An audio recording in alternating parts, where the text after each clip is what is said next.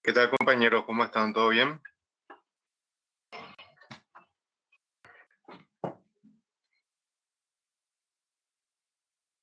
Bueno, vamos a comenzar con la clase del día de hoy y después de la clase tenemos nuestra entrega.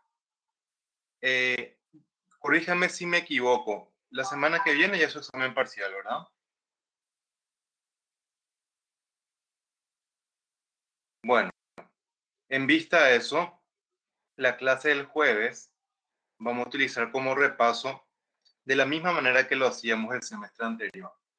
O sea, ustedes van a venir con sus preguntas, con las cosas que quieren que se les aclare ese día y vamos a hacer el repaso en base a sus, digamos, dudas, cuestiones, cosas que no hayan entendido bien. ¿Hasta dónde es el examen parcial? Hasta la clase de hoy.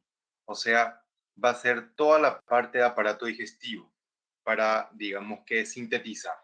¿Ok?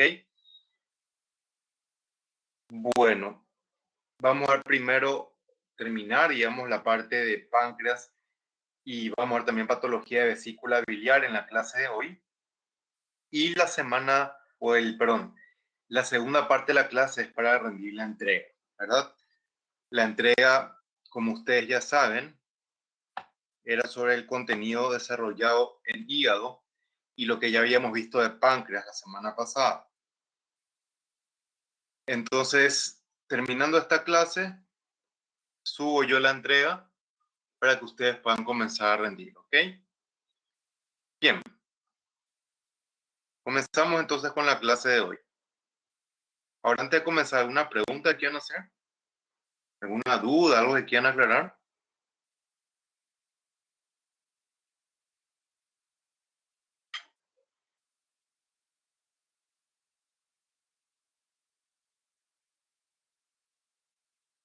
A ver.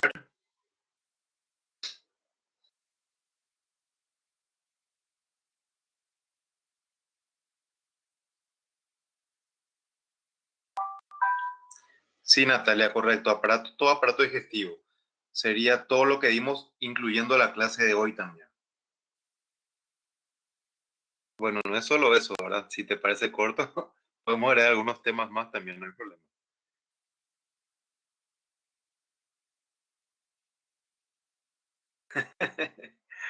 Bueno, dale. Está entonces. No es hasta la clase hoy, no se preocupen, ¿sí? La semana que viene, después del parcial, creo que el parcial es martes, ¿verdad? O el jueves. Creo que es el martes. Correcto. Entonces, el martes tenemos nuestro examen parcial y el jueves comenzamos a desarrollar aparato urinario, ¿sí? Excelente, muy bien. Ahora sí comenzamos. Bueno, vamos a hablar, como dijimos, de cáncer de páncreas, ¿ok? A nivel mundial, el cáncer de páncreas no es, digamos, muy frecuente que digamos, pero en países más industrializados como Estados Unidos, constituye la cuarta causa de muerte por cáncer, ¿verdad? Solamente superado en aquel país por pulmón, cáncer de colon y cáncer de mama. Fíjense que el cáncer pancreático es muchísimo menos frecuente que los tres que cité yo ahora. Solamente que el cáncer pancreático es un cáncer muy agresivo y que además en la mayoría de los casos se descubre tarde porque no hay ningún método de estudio para detectar lesiones preneoplásicas en este órgano, ni tampoco para detectarlo correctamente en forma temprana, como si tenemos, por ejemplo, en la actualidad en mama, como si tenemos en la actualidad en colon, como si tenemos en la actualidad en cuello uterino, ¿verdad? En próstata también. En páncreas, lamentablemente, todavía no hay. ¿Ok? Entonces, repito, es un tipo de cáncer con una mortalidad muy elevada, ¿sí? Y una sobrevida de 5 años muy baja, que como ustedes pueden ver acá, es menos del 5%. ¿Ok?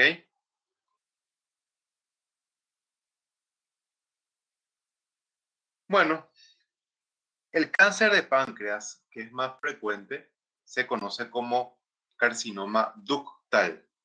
¿Por qué ductal? Porque forma ductos muy parecidos a los conductos excretores de glándulas exócrinas. ¿Ok? Le viene el nombre de carcinoma ductal. Y estos carcinomas nacen de lesiones preneoplásicas que se conocen con el nombre de PANIN. Les muestro acá, donde está escrito PANIN. ¿Qué significa PANIN? Neoplasia intraepitelial pancreática. ¿Ok? Y vamos a ir repasando estas imágenes. De ninguna manera pretendo que ustedes, digamos, reconozcan esto al microscopio, pero que nada más les explico yo para que entiendan la secuencia de cambios que van llevando a lesiones preneoplásicas hasta un carcinoma in situ y posteriormente un carcinoma infiltrante. El nombre también que se le da a los carcinomas ductales es porque además nacen de los conductos excretores del páncreas, ¿ok? Los cuales normalmente, por lo menos los más pequeños, tienen epitelio cúbico simple o cilíndrico bajo, ¿ok? Como muestra donde dice normal ahí. El conducto pancreático principal puede ser que tenga epitelio un poco más alto, ¿sí? Cuando el epitelio se hace de tipo cilíndrico, en esa localización se conoce como PANIN 1A. Pero a pesar del cambio de epitelio, la lesión sigue siendo plana. ¿Ok? El PANIN 1B tiene el mismo epitelio que el 1A, pero la lesión en vez de ser plana es sobre elevada. Dicho de otra manera, tiene más bien como un aspecto papilar para que ustedes entiendan. Ya en el PANIN 2 se agregan cambios citológicos como aumento del tamaño de los núcleos, núcleos más irregulares, inclusive algunos núcleos que dejan de estar localizados hacia la base del epitelio y se hacen más apicales. En el PANIN 3, para hacerlo sencillo, se ve como un adenocarcinoma in situ, ¿verdad? Que ya vimos en otras partes del cuerpo, como por ejemplo displasia de alto grado en esófago, displasia de alto grado a nivel del colon, se ve exactamente igual. ¿Ok? Eso le llaman PANIN 3, siempre y cuando no se acompañe de invasión.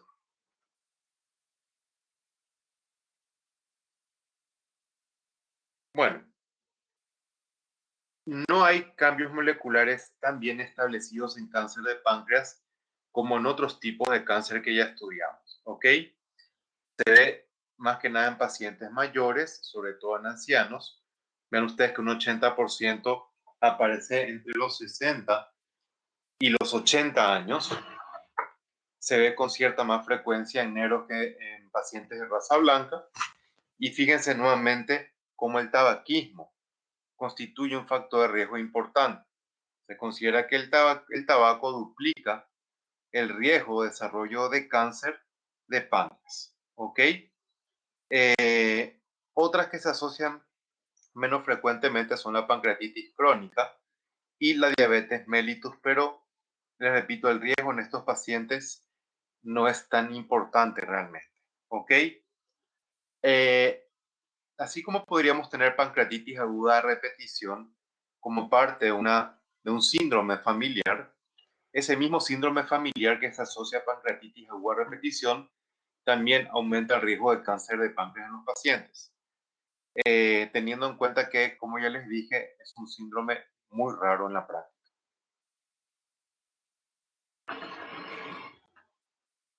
Bueno, ¿dónde se ven más frecuentemente los carcinomas ductales de páncreas?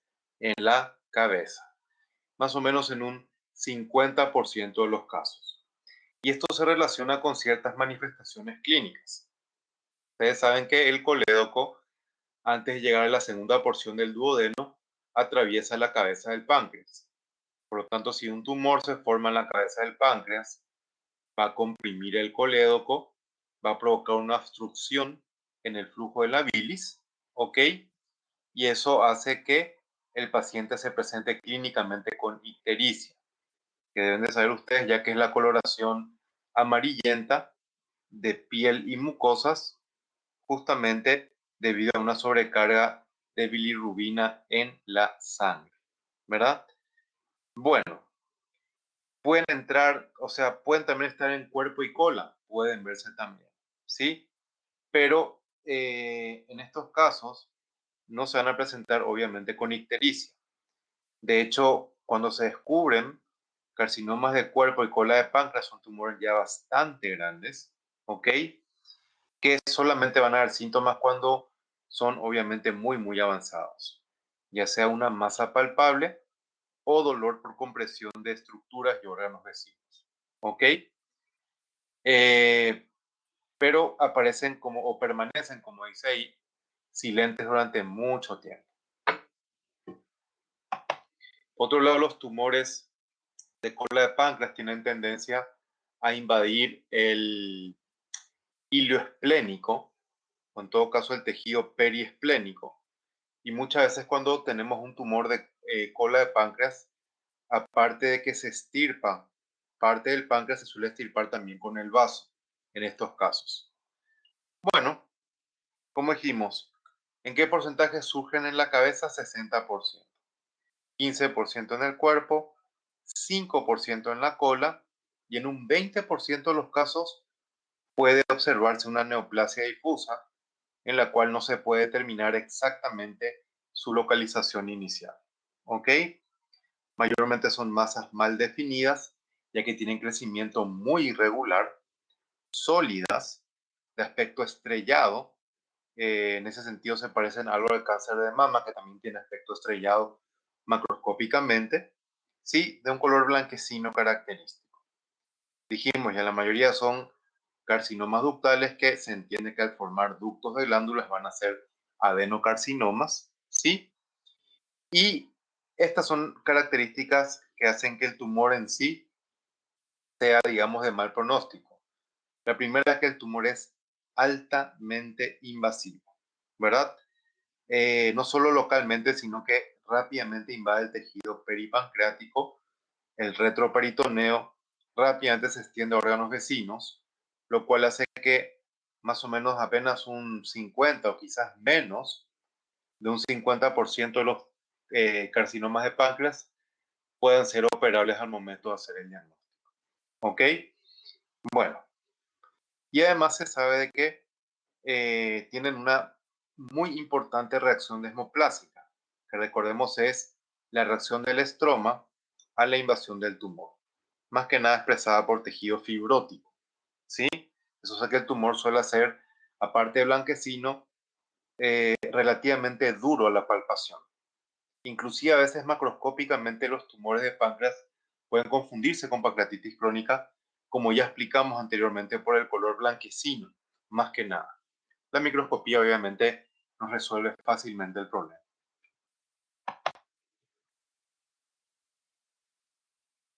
Bueno, como dije, pueden ser muy grandes al momento de diagnóstico, ampliamente diseminados, invadiendo estructuras vecinas como retroperitoneo, nervios adyacentes, esto provoca dolor. Dijimos que si está en la cola puede invadir el hilo esplénico, inclusive directamente el vaso, ¿verdad? Las suprarrenales, y la columna vertebral hacia el retroperitoneo, glándulas suprarrenales al retroperitoneo también, pero en hígado, cuando se forma en la cabeza y es muy grande, puede llegar hasta el hígado inclusive. No es frecuente en la práctica, les cuento, pero teóricamente puede ocurrir. Sí es relativamente frecuente que hacia abajo invade el colon transverso y también es relativamente frecuente ver invasión del estómago. ¿Ok?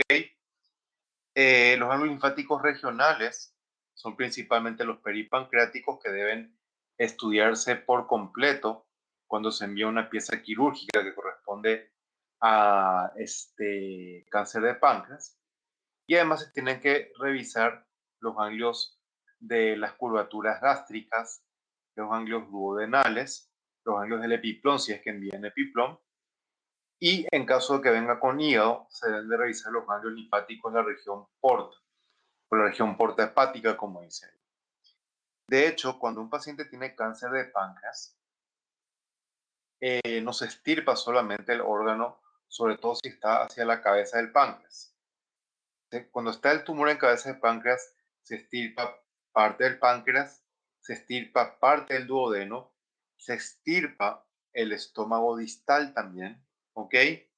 Junto con el colédoco y la vesícula biliar, si es que todavía el paciente tiene vesícula biliar y no fue ya operado previamente de una colitis, digamos, de una colelitiasis, ¿verdad? Que es una enfermedad calculosa de las vías biliares que vamos a ver en un ratito más en la clase.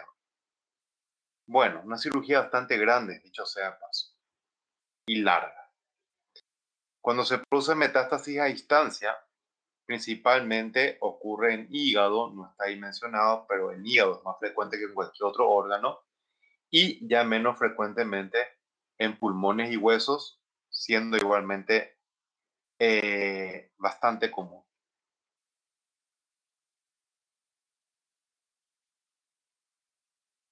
Igualmente, como la mayoría de carcinomas, el anocarcinoma pancreático tiene predilección por metástasis ganglionar primero y después recién sanguíneo.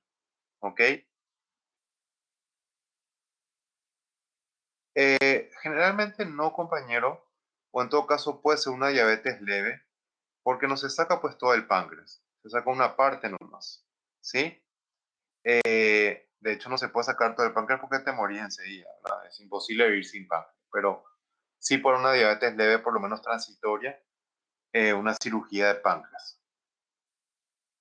Bueno, microscópicamente la mayoría son moderadamente diferenciados, en una menor cantidad de casos, perdón, ya son pobremente diferenciados, formando estructuras tubulares, ¿verdad? Como dijimos, de ahí un nombre de carcinoma ductal porque forma túbulos o ductos, ¿sí?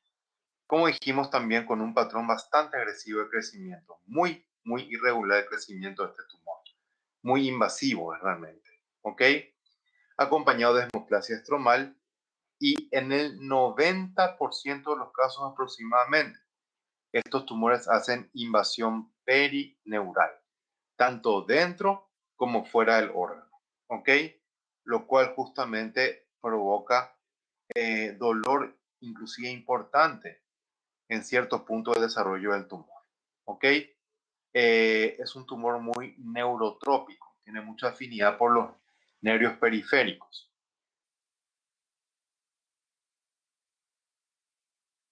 En ese sentido se parece al carcinoma adenoide quístico que habíamos visto en glándulas salivales, el cual también en su momento mencionamos que, me estoy olvidando de algo, nosotros no dimos glándulas salivales, ¿cierto?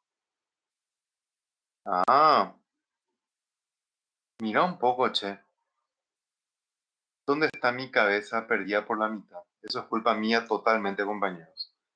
Eh, bueno, eso vamos a ver después del parcial entonces, ¿sí? Pero ya no va a entrar obviamente en el examen. Qué suerte que me acordé dónde está mi cabeza, en serio, che. Eso es lo primero que tenía que haber dado antes de eso. Culpa mía totalmente, gente, ¿sí? Pero vamos a ver después del examen parcial, no se preocupen por eso. Sí o sí, la primera clase después del parcial va a ser sobre patología de glándulas salivales, ¿ok? Bueno, muy bien. Ya podemos tener otras variantes menos frecuentes de cáncer de páncreas. Comparando con el tipo ductal, podemos tener, por ejemplo, carcinoma de células acinares. Se llama así porque en vez de nacer de los ductos, nace de los acinos pancreáticos. Carcinomas adenoscamosos, que ya saben ustedes qué significa, varias veces lo vimos, muy agresivos también en páncreas.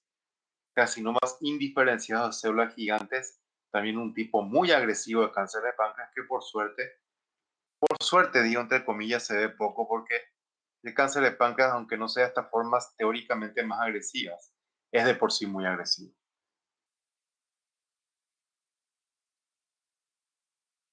Estoy pensando a quién voy a responsabilizar por esto. Bueno, acá tenemos un corte de páncreas, ¿sí? Y observen ustedes cómo el tumor tiene un color relativamente blanquecino. Sería toda esta área blanquecina que ustedes ven acá, las áreas más periféricas de color más congestivo, como se ve acá, corresponden a tejido pancreático normal. ¿Ok? Me repito, muchas veces, por la importante hemorragia estromal que hacen estos tumores, no es raro que se confundan con pancreatitis crónica. ¿Ok? Otro lado, cuando hablamos de carcinomas de tipo ductales, la formación macroscópica de quistes no es para nada evidente. ¿En qué casos vamos a ver, por ejemplo, formación de quistes en un cáncer de páncreas? Cuando es una neoplasia mucinosa, por ejemplo, como las que vimos ya la semana pasada.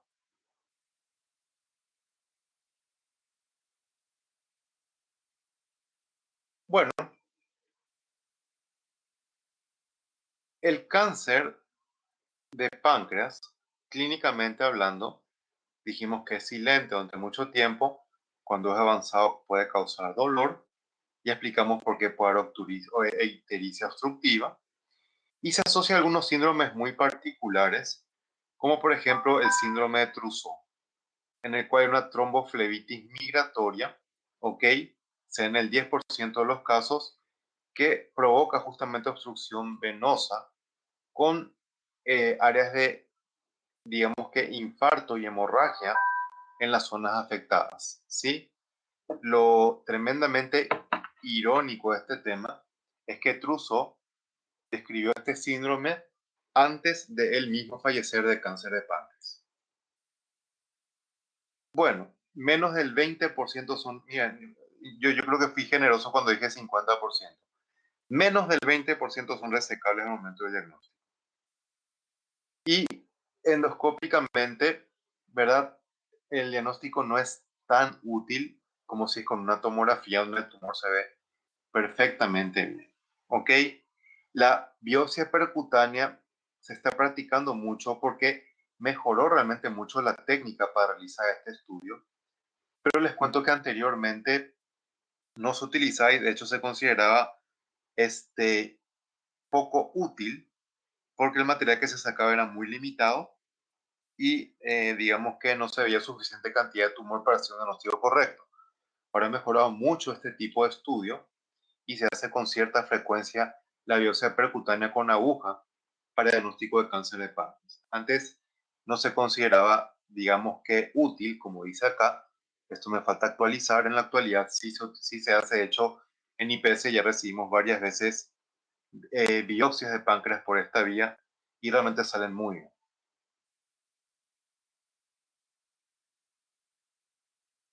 Bueno, vamos a ver ahora la patología de la vesícula biliar. ¿Ok? Y en esta imagen es un corte panorámico a bajo aumento de vesícula biliar. Podemos ver las tres capas características de este órgano. Son por un lado la mucosa, la capa muscular, ¿ok? Y por último, el tejido perimuscular, que ustedes saben puede o puede no tener una serosa, dependiendo de qué cara de la vesícula biliar estemos viendo. Si es la cara de la vesícula biliar que mira hacia la cavidad abdominal, hay una serosa, pero si es la cara de la vesícula que está adosada al hígado, obviamente la serosa no penetra ahí y ahí no vamos a tener ninguna serosa, ¿ok? De hecho, debido a que la vesícula biliar se encuentra herida al hígado, puede invadirlo cuando se forman tumores en este órgano.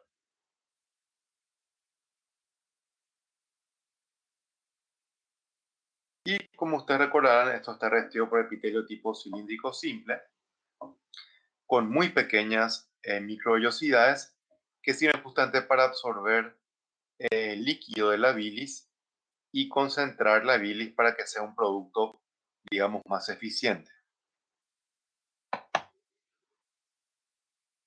Bueno, la patología lejos más frecuente de la vesícula biliar es la colelitiasis.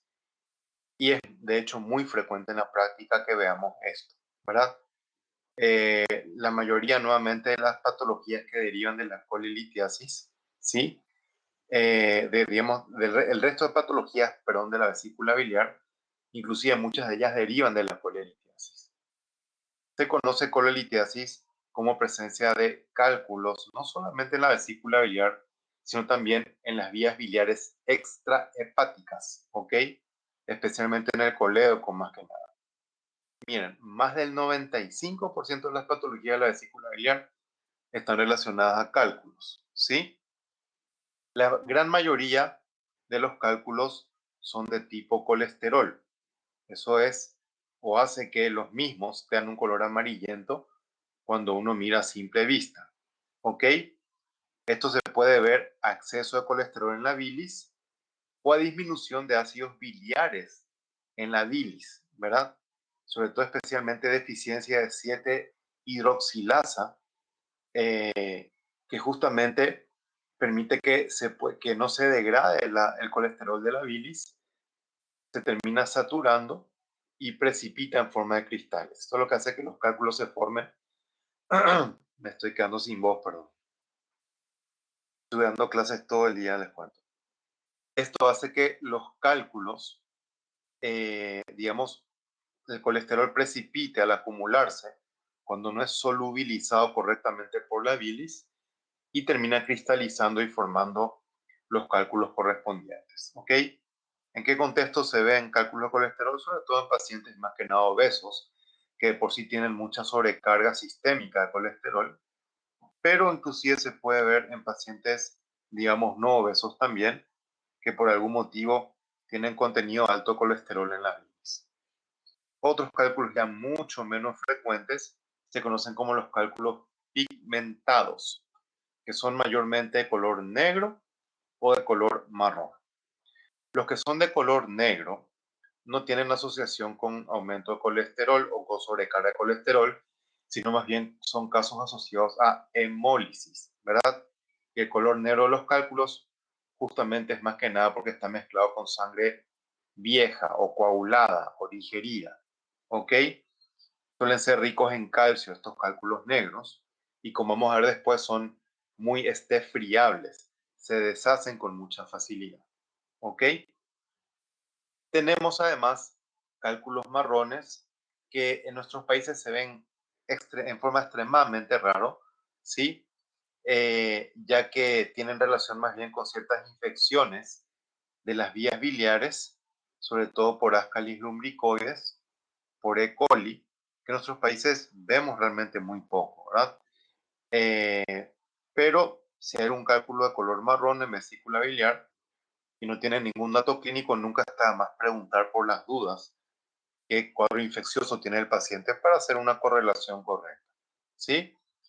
Los cálculos pueden estar presentes en la vesícula por muchos años sin dar ningún síntoma, inclusive se dan en más del 80% de todos los casos, y en su trayecto ellos pueden ocluir diferentes puntos de las vías biliares. Por ejemplo, el cuello de la vesícula biliar, el cístico y el colédoco con más frecuencia. ¿Ok? Una complicación importante de la colelitiasis es justamente cuando un cálculo sale fuera de la vesícula biliar, recorre todo el colédoco y se clava en la ampolla de Vater. Cuando el colédoco desemboca en conjunto con el conducto pancreático principal, eso produce obstrucción de las vías pancreáticas con los problemas que ya mencionamos de pancreatitis aguda la semana pasada. Están rindiendo este año el parcial bastante antes que años anteriores. Yo ya me confundo todo, sinceramente. No solíamos rendir tan rápido examen parcial, en serio. Vamos a tener siempre el mismo problema que el segundo parcial va a ser muy largo, ¿verdad? Obviamente no voy a poner un contenido extremadamente largo en el segundo parcial. No se preocupen por eso, pero sí va a entrar todo lo que dejo en el final, eso es categórico, ¿ok? Pero les conté que con lo que vamos a ver después del segundo parcial, después del primer parcial es mucho más largo de lo que estamos dando hasta ahora. Hay mucho contenido todavía por desarrollar. Bueno.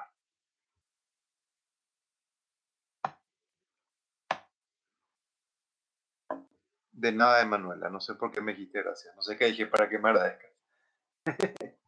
Pero bueno, sí, suele ser bastante largo, pero les digo, yo no voy a hacer que sea largo en contenido, ¿verdad?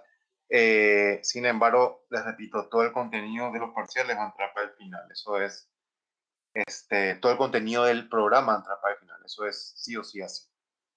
Bueno, ¿Cuáles son factores de riesgo? La edad, porque se ve más en pacientes de mayor edad que en pacientes más jóvenes. Y el sexo es mucho más frecuente en mujeres que en varones. ¿Ok? También influyen ciertos factores ambientales.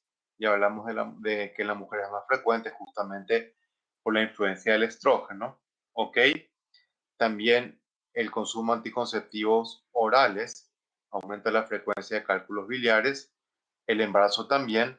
Gracias, Braulio. Ahora mismo voy a dejar de grabar.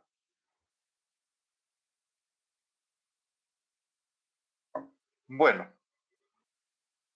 así, lo que ocurre con el estrógeno, ya porque una persona es mujer nomás directamente, o por diferentes estados que crean sobrecarga de estrógeno, como el embarazo, como ya dijimos, aumenta eso la expresión de receptores hepáticos para lipoproteínas. Eso hace que se acumule justamente colesterol en el hígado, que después forma parte junto con la bilis y lleva al problema que ya mencionamos. Además está explicar por qué uno de esos está en mayor riesgo de tener cálculos biliares. ¿Ok? Otros factores ya realmente son mucho menos importantes. Bueno, ¿cómo se forman los cálculos? Específicamente nos referimos a los cálculos de colesterol. En prácticamente todos los casos, por el motivo que sea, tenemos una bilis que está sobresaturada de colesterol, ¿verdad? Ya sea, como les dije, porque tiene más colesterol de lo normal o porque hay deficiencia de ciertos ácidos biliares que hace que la bilis se pueda concentrar también más, ¿ok? Eh, Esto puede acompañarse de una hipomotilidad de la vesícula biliar, vale decir que la contracción de la pared muscular de la vesícula puede estar disminuida en ciertos pacientes. Esto provoca que más fácilmente se acumule bilis en la vesícula y el colesterol precipite con más facilidad, cristalizando y formando los cálculos correspondientes. ¿Ok? Eso provoca justamente lo que dice acá como la aceleración de la nucleación de colesterol. Ese es el proceso que lleva justamente a la cristalización del producto. Y además existe un problema sobreagregado que como un mecanismo de defensa natural, cuando la vesícula biliar detecta presencia de cálculos biliares que potencialmente pueden provocar daño en la mucosa, sufre una metaplasia de tipo mucinosa con presencia de células que secretan mucina, ya que se entiende que la mucina funciona como un producto protector al, sobre todas las cosas, lubricar la pared de la vesícula. Pero el problema de que haya una hipersecreción de moco hace que sea nuevamente más espeso el contenido de la vesícula biliar y eso a su vez favorece formación de más cálculos, ¿ok? Entonces es como una especie de arma de doble filo, la mayor secreción de moco en estos pacientes.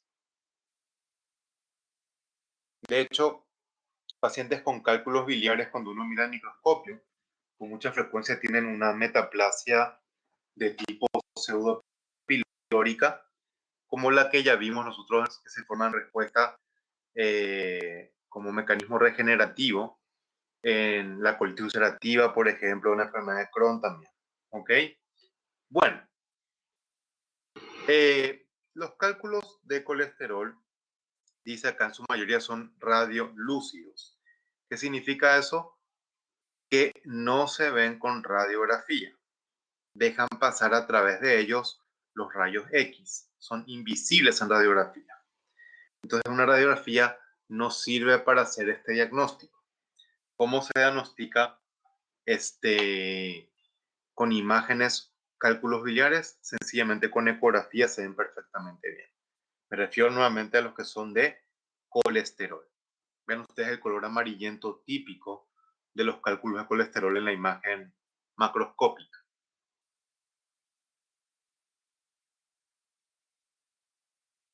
Bueno, vemos acá una vesícula biliar abierta.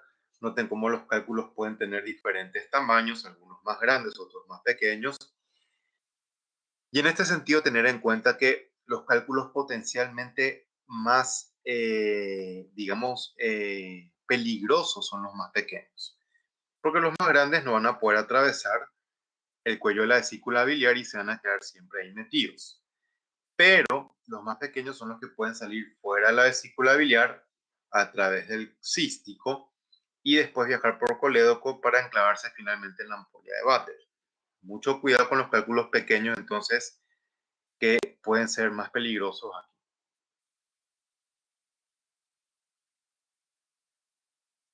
Bueno, y podemos tener mucho menos frecuentemente estos cálculos de color negruzco, ¿verdad? Que se conocen como cálculos pigmentados, que dijimos tienen más que nada relación con, con síndromes hemolíticos, más que nada, y cuando son de color más marrón, más que nada con infecciones, como ya mencionamos antes, ¿ok? A diferencia de los cálculos de colesterol, que suelen ser bastante duros a la palpación, estos se pueden deshacer muy fácilmente al presionar, se rompen con bastante facilidad, ya que estos cálculos no son realmente, no son cristales reales, como los de colesterol.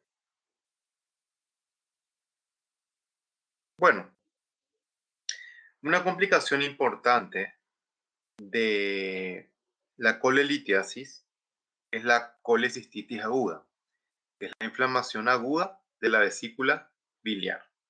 Se produce por obstrucción a nivel del cuello vesical y el mecanismo fisiopatológico es muy parecido al que nosotros estudiamos en su momento cuando dimos apendicitis aguda. ¿Ok? De la misma forma que por obstrucción del apéndice se puede producir apendicitis, es exactamente el mismo mecanismo que lleva a una colecistitis aguda cuando se obstruye por cálculos. ¿Ok? Como ustedes pueden ver, no siempre ocurre por cálculos, pero sí se ve en el 90-95% de todos los casos. Ya explicamos por qué los más peligrosos son los más pequeños y apenas un 5% se asocia a otros problemas como una sepsis, en este caso la llegada de bacterias a la vesícula biliar es secundaria, digamos, a un foco primario en cualquier otra parte del cuerpo. Sí, a veces se ve por infecciones renales por E. coli, por ejemplo, ¿sí? Luego podemos tener por traumatismos graves, muy rara vez por salmonela, que llega ahí por vía ascendente, colonizando primero las vías biliares, extrahepáticas y después la vesícula biliar, y puede asociarse a vasculitis, especialmente a la poliarteritis nodosa. Bastante raro en la práctica, muy raro, pero hay casos descritos. Bueno, acá se agrega un mecanismo fisiopatológico que no se ve, digamos, en el apéndice secal, obviamente. Y es que cuando hay obstrucción de la vesícula biliar, el epitelio libera una enzima que se llama fosfolipasa epitelial, ¿verdad? Que justamente lo que hace es transformar un producto de la bilis, que es la lecitina, en lisolecitina. Y esto tiene dos problemas, ¿verdad? La lisolecitina es directamente tóxica para el epitelio y a raíz de eso, al destruir el epitelio, favorece una infección secundaria, ¿ok? Lo cual agrava más el problema, ¿sí?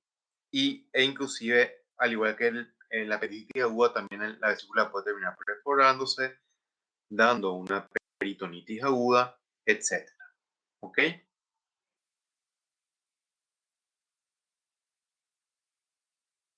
Bueno, ¿cómo se complica esto? Con perforación, ya explicamos recién que en algún momento dado, igual que en el apéndice, se puede terminar necrosando el espesor de la pared de la vesícula y perforándose finalmente.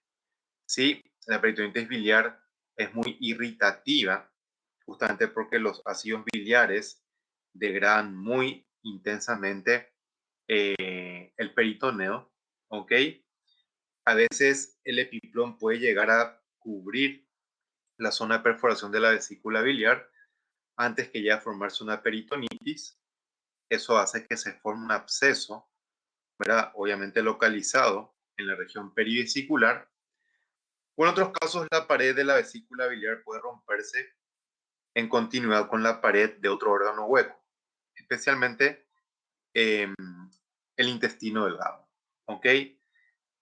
Creando una fístula que se conoce como enterovesical, que comunica las luces de los dos órganos, y a través de estas fístulas que pueden venir cálculos de la vesícula al intestino delgado, finalmente atravesar la válvula ileocecal y enclavarse en el apéndice, dando apendicitis aguda. Hay casos descritos también de esto, no es frecuente obviamente, ¿ok? Clínicamente, la colecistitis aguda se caracteriza por un dolor intenso a nivel del hipocondrio derecho, ¿ok? Pero el dolor es diferente al del apéndice cecal. Cuando hay apendicitis aguda, el dolor se siente como una puntada más bien. Pero acá el dolor es de tipo cólico. ¿Qué significa dolor de tipo cólico? Es un dolor que tiene periodos de exacerbación, de repente baja la intensidad del dolor, de repente otra vez se hace más intenso, de repente disminuye en intensidad y así va sucesivamente. ¿Por qué esto se ve en la vesícula biliar? Porque la capa muscular del órgano se contrae intentando vencer la obstrucción, que obviamente no la puede vencer, ¿ok? Y las fases de contracción de la pared para tratar de vencer esa resistencia son las que provocan dolor intenso. Cuando el músculo se relaja es cuando justamente el dolor se hace bastante menor, ¿ok? En algunos casos se puede dilatar tanto la vesícula biliar que inclusive se puede hacer palpable, ¿ok? Y en algunos casos, sobre todo cuando hay obstrucción de vías biliares extrahepáticas asociadas, podemos tener hasta una ictericia leve en los pacientes, ¿ok? Suele ser leve y transitoria más bien acá. Bueno, se agrega cuando hay colecistitis aguda, fiebre que puede ser alta, inclusive con escalofríos, ¿ok? Dando además clínicamente, o perdón, laboratorialmente, leucocitosis con neutrofilia específicamente. Obviamente el tratamiento acá es quirúrgico, apenas se sospecha el proceso, debido al riesgo de que se perfore, como ya dijimos, la vesícula biliar.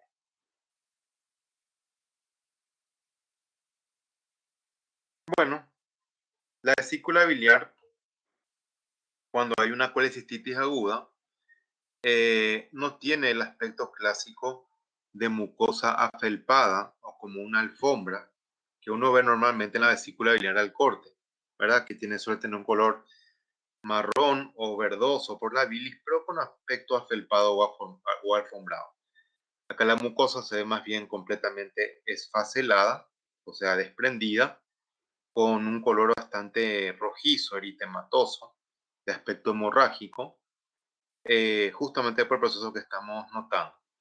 En la superficie pueden ver algunas zonas que están cubiertas por un material blanquecino, que probablemente corresponda a un material de tipo fibrino purulento, ¿sí? Esta vesícula habría sufrido ya una complicación, entonces, con infección secundaria. La pared suele verse más gruesa por el edema también. Cuando se infecta, podemos ver inclusive cómo en este caso la luz de la vesícula biliar se encuentra llena de pus. Ese material amarillento espeso que ustedes ven en la imagen es pus. Vemos cómo está mezclado con gran cantidad de cálculos de colesterol.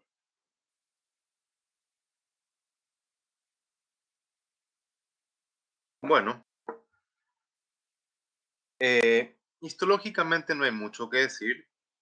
Vamos a tener los signos típicos de colecistitis, o sea, de inflamación aguda, con edema, vasodilatación, infiltrado inflamatorio agudo y en fases más avanzadas, necrosis, que comienza primero en la mucosa y después con el tiempo se extiende a todo el espesor de la pared.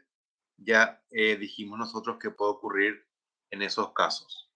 Lo que cabe resaltar en estas imágenes es que ustedes ven en varias partes un pigmento de color medio marrón o marrón verdoso. Lo vemos en la imagen inferior a mayor aumento. Ese pigmento es un pigmento biliar. ¿Ok? Bueno, La colecistitis crónica también es muy común que se asocie a cálculos biliares, ¿verdad? Inclusive también a ataques repetidos de colecistitis aguda que, digamos que, entre comillas, curaron solas. ¿En qué casos puede ocurrir esto? Cuando, por ejemplo, ocurre una obstrucción solamente transitoria del cuello a la vesícula biliar y después el cálculo pasa, se libera esa obstrucción y el paciente no llega a desarrollar un cuadro, digamos, potencialmente mortal, como ya les dije, ¿verdad? El paciente, obviamente, si la vesícula biliar se perfora, tiene un riesgo bastante grande que muera por el problema, ¿sí?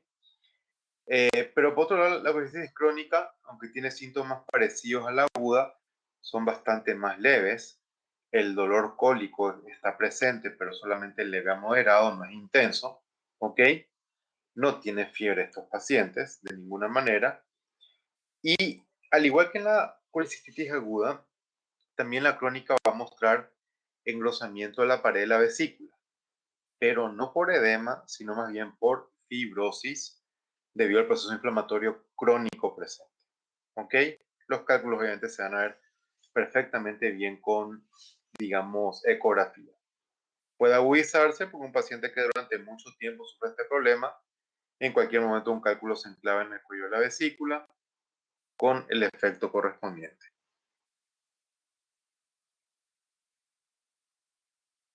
Bueno, vemos en la imagen microscópica del lado derecho como a nivel de la lámina propia de la vesícula biliar se observa un infiltrado inflamatorio crónico, lo cual es diagnóstico obviamente de colecistitis crónica. Pero suelen agregarse algunas particularidades cuando hay colecistitis crónica. ¿Ok? Ustedes recuerdan que la vesícula biliar a nivel de la mucosa sufre unos pliegues. Y esos pliegues se conocen como pliegues de Rokitansky. ¿Ok? Los cuales de hecho se invaginan normalmente hacia la pared de la vesícula biliar. En algunos casos, les repito, en asociación sobre todo a colecistitis crónica, estos senos pueden extenderse tan profundamente como inclusive meterse dentro de la propia capa muscular de la pared. ¿Ok? En esos casos, mucho cuidado en no confundir esto con un adenocarcinoma que está infiltrando la pared de la vesícula. ¿Ok? Porque pueden crearse ciertas confusiones en algún momento. ¿Sí? Pero esto les repito, es solamente secundario a inflamación crónica. Y si pudiéramos ver de cerca, vamos a notar que el epitelio de, de ese pliegue que se está metiendo en la capa muscular es exactamente igual al de la superficie, no va a tener ninguna atipia. ¿Ok? Entonces, ¿qué caracteriza además de la inflamación crónica a la colecistitis crónica? Que los senos Rokitansky se hacen más numerosos y más pronunciados.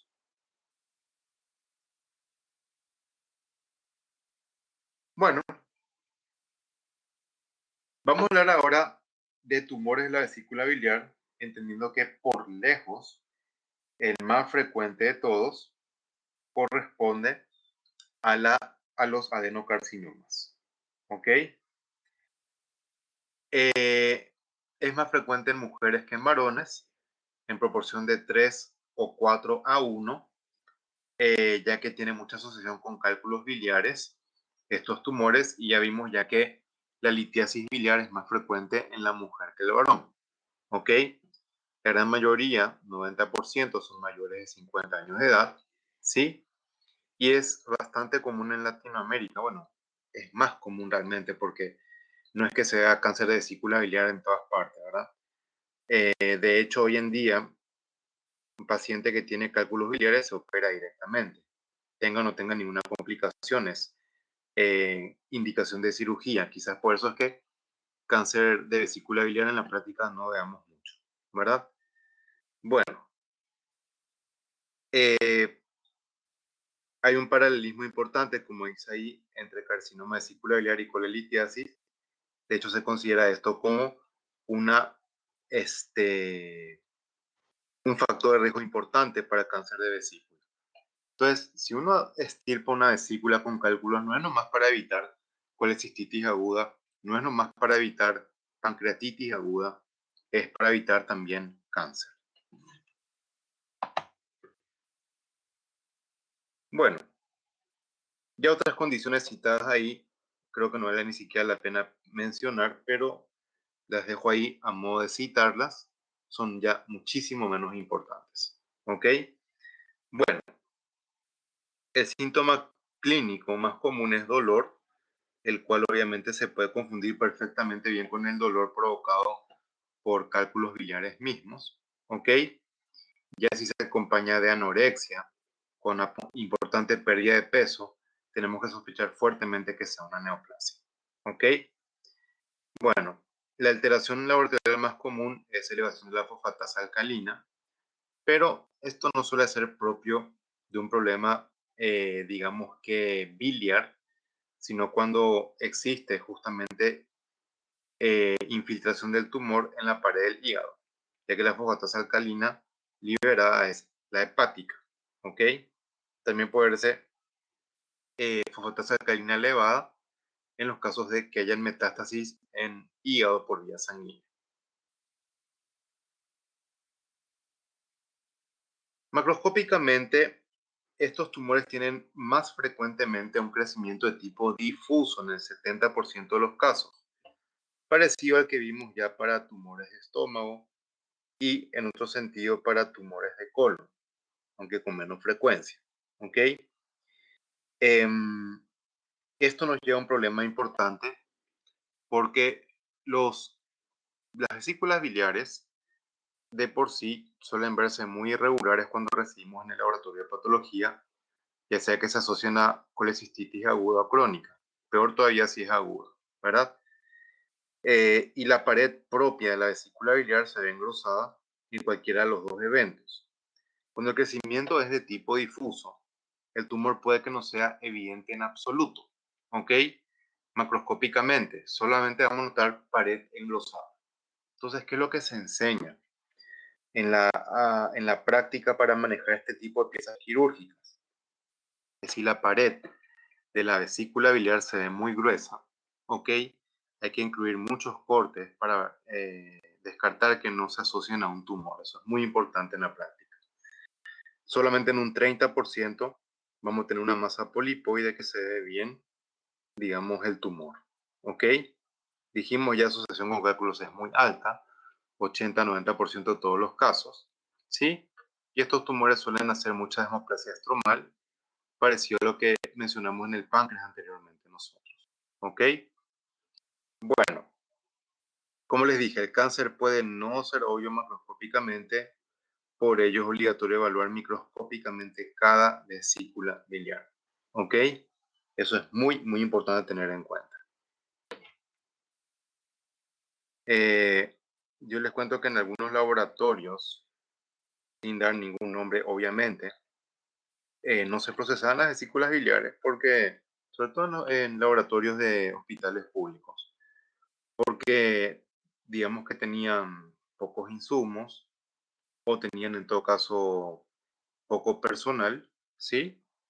Entonces se le daba entre comillas prioridad a lo que era más importante. Y me acuerdo de un caso en particular que un paciente había sido que tenía cáncer de vesícula biliar y nunca se había procesado la muestra, habría sido. Entonces, nunca luego se hizo el diagnóstico y cuando se descubrió el problema ya fue muy tarde, ¿ok? Entonces, no hay que subestimar lo que podemos encontrar potencialmente aquí nosotros. Bueno,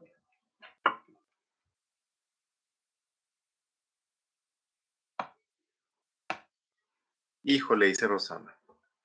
Bueno, vemos con la vesícula biliar abierta y notamos que acá el tumor sí es perfectamente bien visible, ¿verdad? Es un crecimiento más bien exofítico que tiene también una zona ulcerada, como podemos notar aquí. Vean cómo la vesícula biliar en sí no es normal, fuera del tumor, tiene un color medio blanquecino, más bien con mucosa aplanada, aspecto trabeculado, seguramente porque su pared es muy fibrótica. Fíjense ustedes, si yo miro acá la vesícula biliar hacia la luz, que sería esta la luz de la vesícula biliar, el tumor donde es evidente, prácticamente en ninguna parte, ¿cierto? Mirando con un poco de detalle quizás en esta zona. Pero ¿dónde es que se ve mucho más tumor? Invadiendo la pared del hígado. ¿Ok? Y ese es el riesgo importante con los carcinomas que crecen en forma difusa, que invaden mucho más en profundidad antes que tener un crecimiento en superficie o polipoide. ¿Ok? Son muy, muy traicioneros estos tumores de vesícula biliar. De hecho, la infiltración directa o la invasión directa del hígado por parte de un tumor de vesícula biliar empeora bastante el pronóstico del paciente.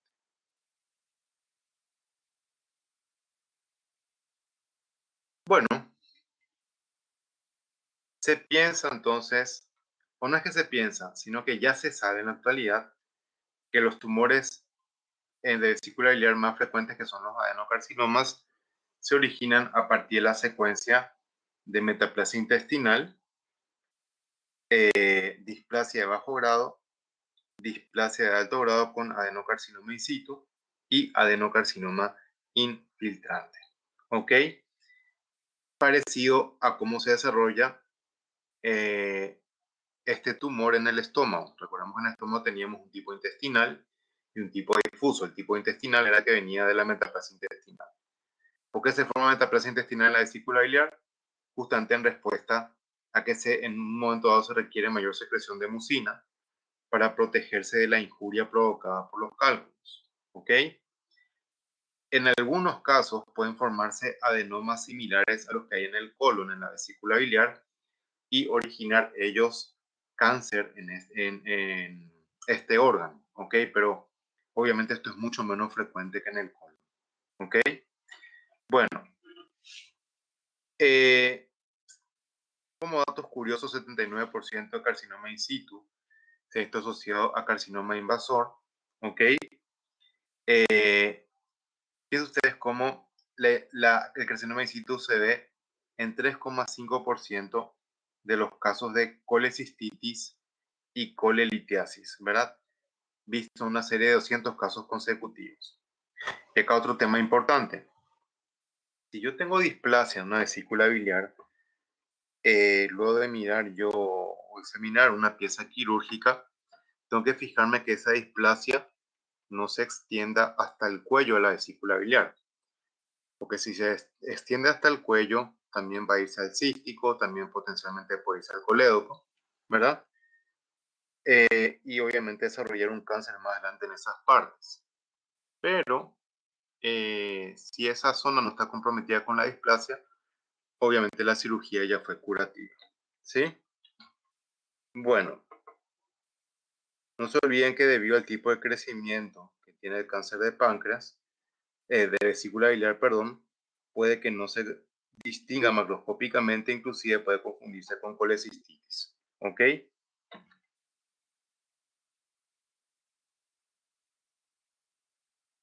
Bueno, abajo, primero fíjense las imágenes marcadas con número 5 y con número 2, donde vemos la presencia de metaplasia intestinal.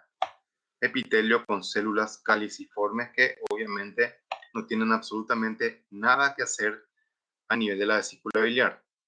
Vemos también acá arriba a la izquierda, en el número 1, glándulas mucosecretoras parecidas a las del píloro. Eso es lo que se conoce como metaplasia pilórica, siempre en respuesta, les repito, a la presencia de cálculos para proteger mejor la mucosa. Todas las siguientes imágenes ya muestran claros cambios de displasia. Acá la displasia es claramente de alto grado, ¿ok? En la imagen con número 3, las flechas muestran mitosis que están claramente por encima de la capa basal. El número 2 muestra más bien una displasia de bajo grado. ¿Ven? En esta zona hay estratificación nuclear, ¿sí? Pero hay presente todavía células caliciformes, lo cual, les repito, me indica que esa displasia es todavía de bajo grado. La número 3 es ya de alto grado. Recuerden que displasia de alto grado es sinónimo a carcinoma in situ. Acá tenemos un tumor con crecimiento bien polipoide, en este caso muy bien visible, y vemos cómo el tumor acá se encuentra claramente invadiendo la capa muscular. Les repito, ¿cómo yo voy a diferenciar esto de los senos de Rokitansky pronunciados de la policistitis crónica, mirando de cerca y viendo las características nucleares del epitelio. Si es seno Rokitansky, sencillamente el epitelio es idéntico al de superficie. Pero si empezamos a ver acá células grandes, con núcleos hipercromáticos, mitosis en gran cantidad, esperamos que esto sea maligno y obviamente infiltrativo.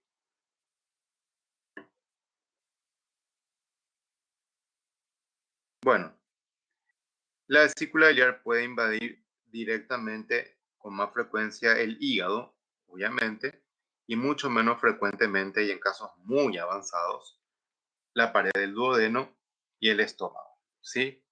Aunque también se pueden ver metástasis hepáticas que no llegan acá por, digamos, diseminación directa, sino más bien lo hacen por vía sanguínea, ¿ok?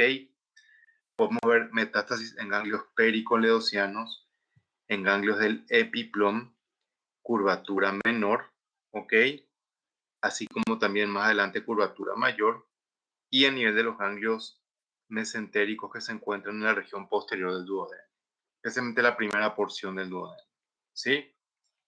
Estos tipos de cáncer se suelen descubrir relativamente tarde, si es que el paciente nunca se opera de cálculos, ¿verdad? Y el 50% tiene metástasis en el momento del diagnóstico. Pero este es un tipo de cáncer que se puede evitar, compañeros. Si es que tienen cálculos biliares, tienen que operarse sí o sí. Se evitan un montón de complicaciones si es que hacen eso.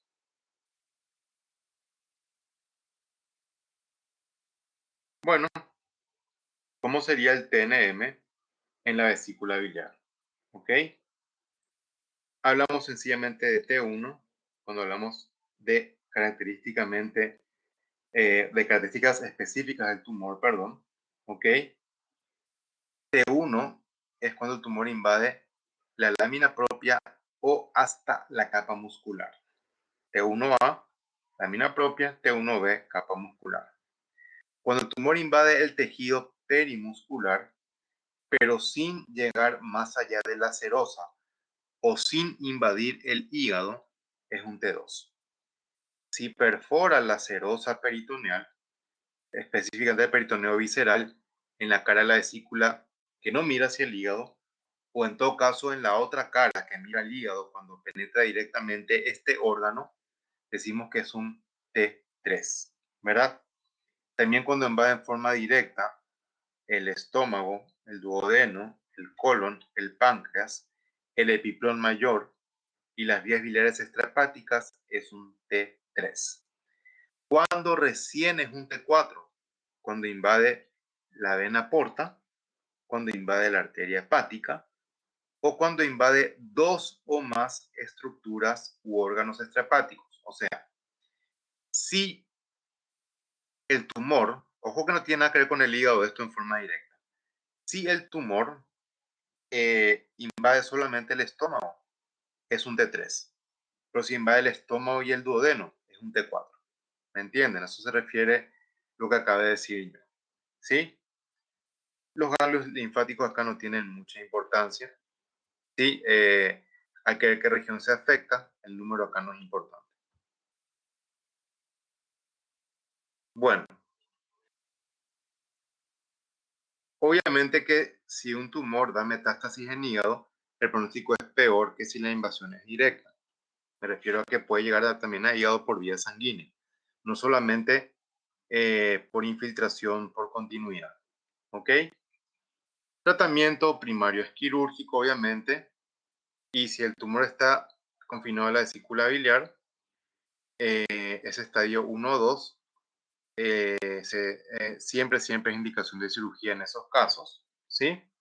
Ya cuando invade el hígado u órganos adyacentes, cuando da ganglios linfáticos positivos, decimos que es un T3, que es estadio 3, un estadio 4, ¿verdad? Y estadio 5 ya es cuando es metástasis a distancia directamente.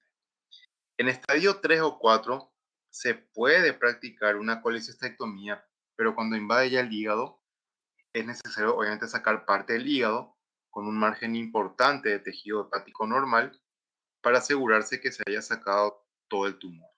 ¿Ok? En otros casos, hay médicos que prefieren no operar más si es que hay una invasión, sobre todo muy extensa del hígado. Si hace metástasis a distancia, lamentablemente, el tratamiento es solamente paliativo, de ninguna manera quirúrgico. ¿Ok? Factores pronósticos, el estadio, como en cualquier tumor, es el más importante. ¿Sí? Piensen ustedes que en estadio 1 la sobrevida es mayor al 90% a 5 años. Estadio 1 y 2 realmente. Sí, estadio 3 y 4, 11%, baja muchísimo ya la sobrevida a 5 años y ningún paciente llega a los 5 años de vida si se encuentra con metástasis a distancia. ¿Ok? Es importante evaluar los márgenes quirúrgicos, sobre todo cuando se saca solamente la vesícula biliar, ver que el tumor no compromete el margen a nivel del cuello de la vesícula biliar. Si invade el hígado y se extirpó parte del hígado, también es importante notar de que el tumor se haya sacado por completo del hígado y no haya quedado tumor dentro del hígado, porque todo eso hace que el pronóstico sea más malo todavía. Nunca se olviden de tener en cuenta también el grado histológico, ¿ok? El cual va a estar, digamos, relacionado a un comportamiento biológico más agresivo, mientras más pobremente diferenciado sea el tumor. Bueno, gente, esto es todo por la clase teórica.